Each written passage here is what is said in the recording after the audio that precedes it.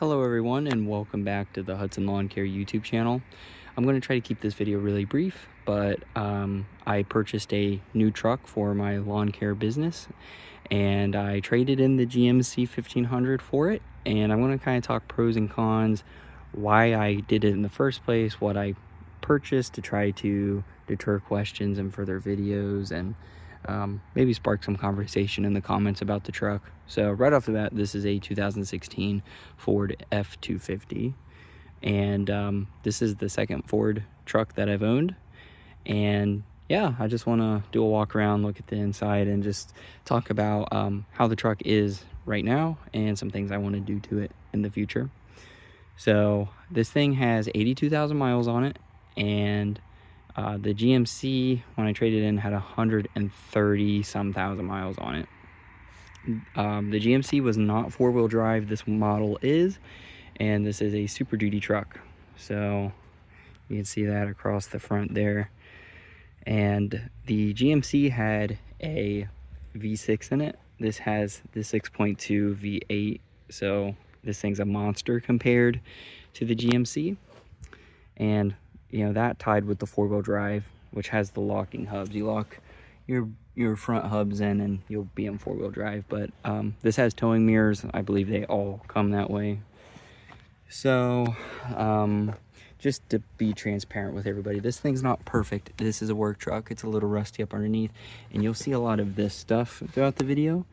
They just repainted the lines on the road in our area, and a lot of people are victim to this, and the previous owner of the truck was as well. This is the yellow paint, and it's really thick, like you would see on a road. So it chips off. I just don't have any business doing that right now, and it's actually still on the tires as well. So it's not all rusted out, and the body's actually in really good shape, which is really surprising for this year. But this is a regular or single cab, but it's technically a regular cab.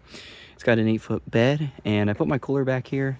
My Gatorade fell everywhere, but that's just it's because I threw it back there. It's a little dirty. It's a little nicked up here, but it's not rusted there. Everything looks pretty good all the way around. It needs new tires, and this is probably the biggest blemish on it right here. But with these work trucks, you have no trim, and you can just kind of see all the way up under there. So it's in really good shape. These are designed to work. They're not necessarily supposed to look good. The tailgate had some issues that I've already taken care of, and I don't need a drop hitch for my trailer, so that's cool. But you just do that, and I fixed the tailgate so it comes down lickety split, but you can see a little bit of surface rust. There's no rust holes or any issues there.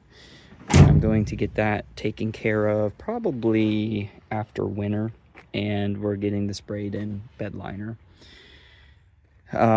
So I just added this today because I am a man of faith, and I like to anoint my vehicles that way, dedicate it to God. So four-wheel drive, and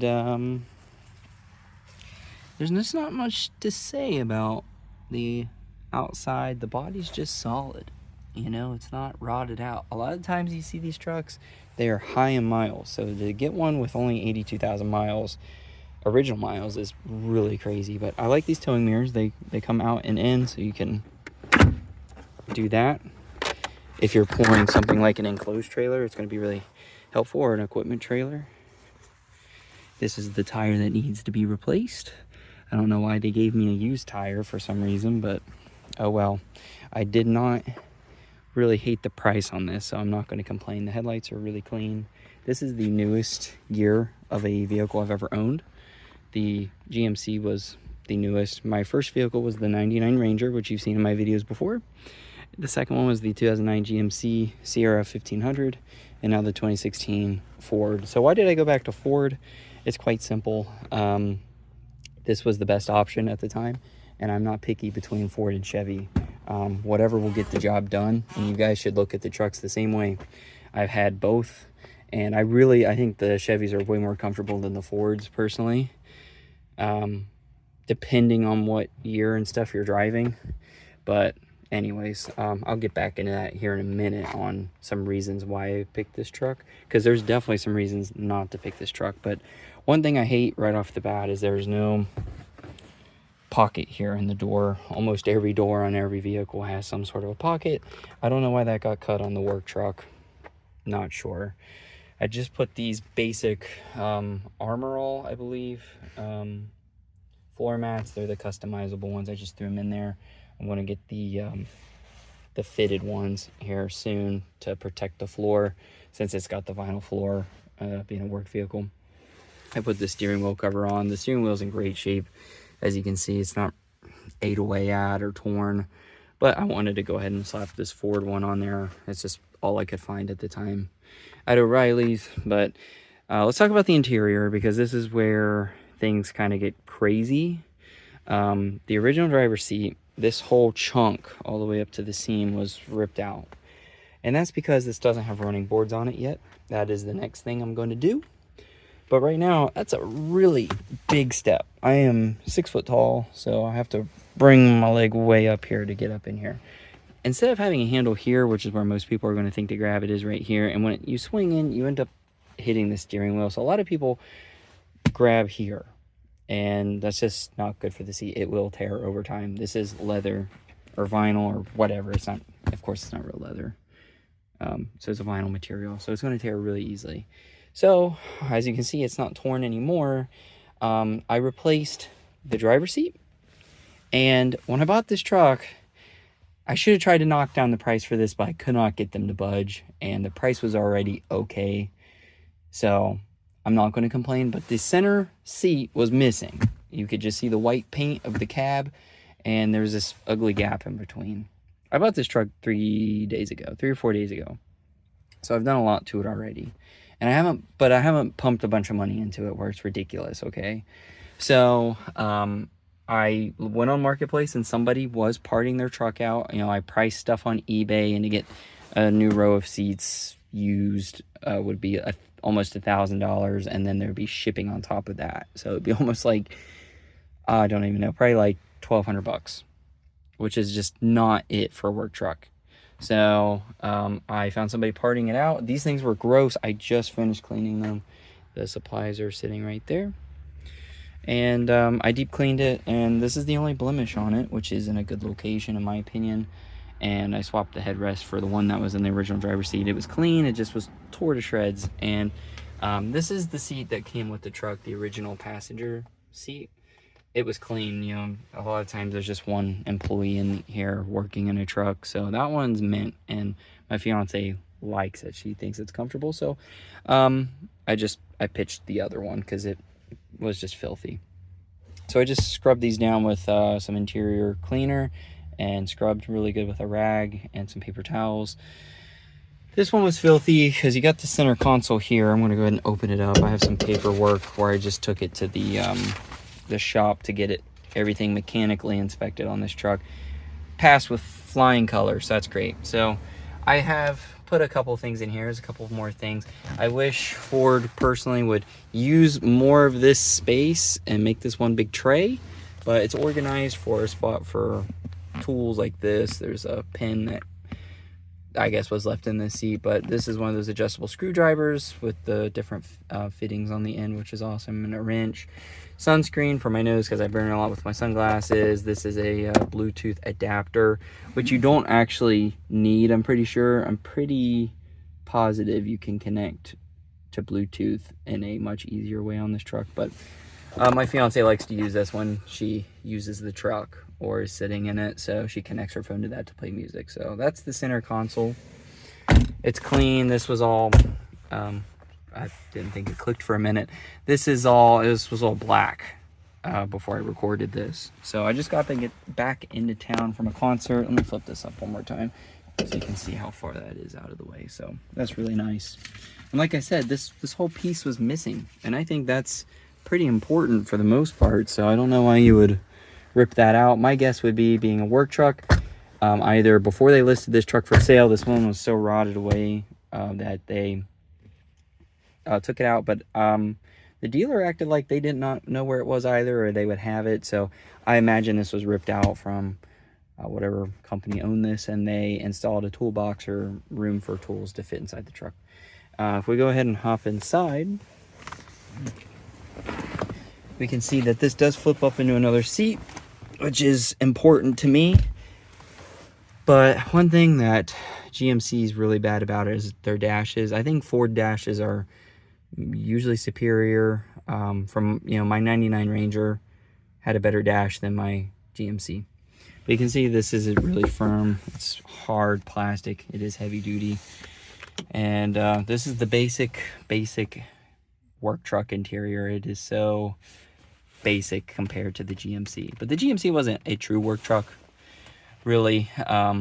Not a workhorse, but this one is. So it's extra basic. It does have a working radio, volume controls, air, and heat. I am going to get this recharged. One of my mowing customers does that for a living, so I'll have him recharge it for me. And down here we have the manual shift for four-wheel high and four-wheel low. And yeah, it's a little stiff, but it does work. I've used it already. It's come in handy, so that's pretty cool. I prefer that over the buttons. There's something much more reassuring about shifting in instead of twisting a knob. I've had the twist knobs before on other work trucks where I used to work, didn't like it. This is if you want to turn off rear wheel drive, I believe, if I'm looking at that right. But down here we have auxiliary switches, and we got the compressor and strobe, which is what this truck was hooked up with in the past. So they removed that before they sold this truck because it was just junk. There was an air compressor and a strobe light, which was on a pole. It wasn't the type that sits on top of the truck, thankfully, because that would have scuffed things up. But you can hook things up to the aux switches there. I would really imagine the most useful would be for plows. These are known for being good plow trucks. And over here we have a 12-volt outlet there and one here. These are nicer than the GMCs. And over here we have a glove box, which is ridiculously small. I wish they would have put a upper glove box here. And then we have a small dash bin, or whatever you want to call it, a container. You can put like keys or something up there. And yeah, you just got your parking brake and stuff over here. But it's a monster of an engine. This is not the video if you're looking for a spec breakdown on the 6.2. Generally it's a beloved engine, but I've heard a lot of people hate on it. The worst thing about it is it's not just a gas guzzler, it's a gas destroyer. So you get horrible gas mileage out of this. And if that's important to your business, don't buy this truck. Absolutely do not. So on this side, you don't have a mirror. And I'm pretty sure there's a mirror over here. Yes, I need to clean that because my fiance will probably kill me if she sees it's dusty. I'm glad I caught that. Up here, you can switch both sides on. I really like this. It gets really bright in here at night, and I've used it. When I brought the truck home, I needed to do some stuff, and it lit up the whole cab beautifully. Both seats fold forward, of course, and you have very minimal rear storage. I've got the Echo 2-cycle. That is a knee pad for weeding. And then I have Milwaukee tools back behind here. And the Milwaukee instructions for a light that I just bought, which is cool. The other mat doesn't fit quite well, but I'm going to get new ones in here. And there's some more of that paint splatter that got tracked up into the truck right there. But manual windows, I prefer manual windows when you roll your window up and down all day, because you can't break them that way. You know, by normal means, you know, window actuators going out are really annoying. So I put that on because it smelled like work truck in here.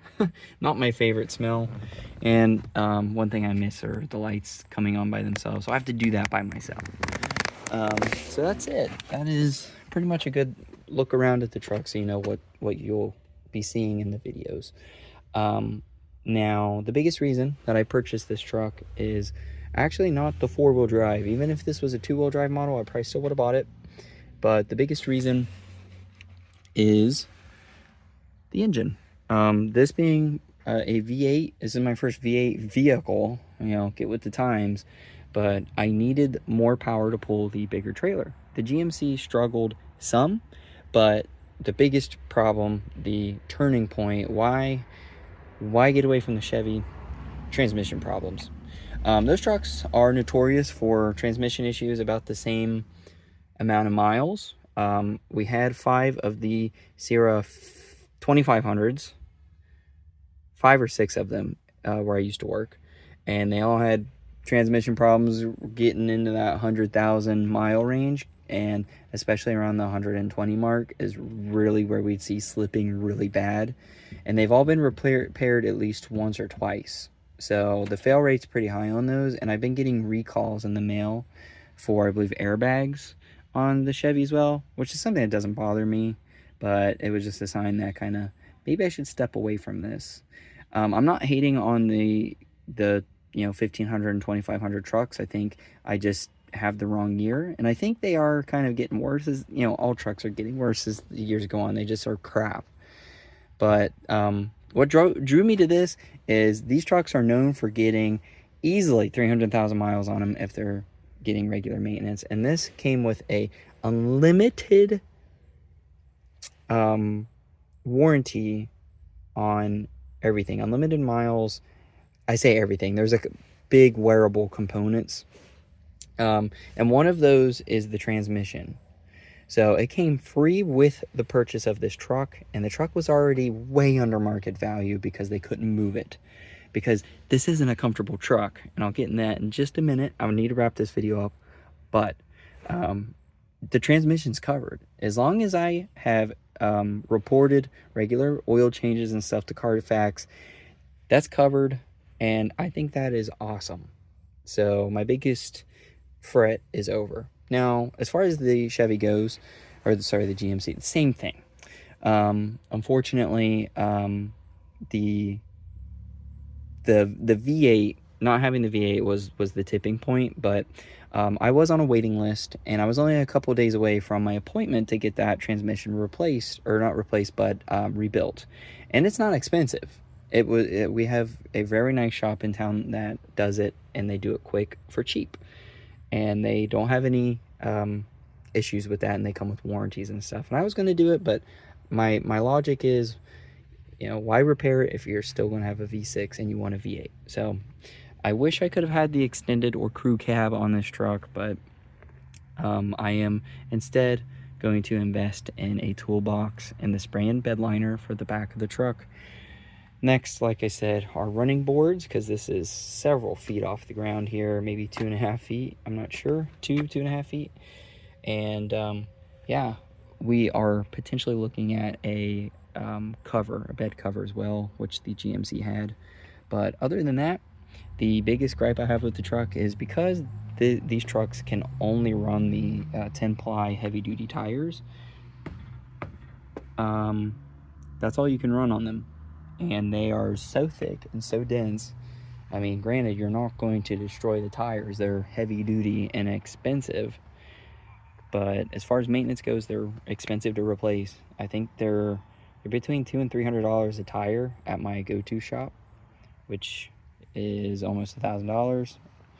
And they just don't take bumps very well. So this isn't a family vehicle, that's for sure. The big plan in the long run is to take care of this. I took care of the Chevy GMC. I'll never get over that. I took care of that thing. I babied it. And just like with my mowers and all my other equipment, I'm a believer in maintenance when it needs to be done, and taking care of your investments. These things hold value that can save you money in the long run. And these trucks are going to become much more desired down the road for sure. So now that I've added value to it with the seats, by the way, I replaced the seats for $200, if that helps. So I don't have much in this truck, and I'm not going to break down the numbers, but I am under $20,000, if that helps. So I try not to put finances on the channel, because it depends on where you live. But other than that, yeah, I'm going to hopefully purchase another truck here in the next couple years, and then we'll go and have two trucks instead of just one. And not because I'm starting another crew, but because I want to invest in a comfortable family vehicle type of truck.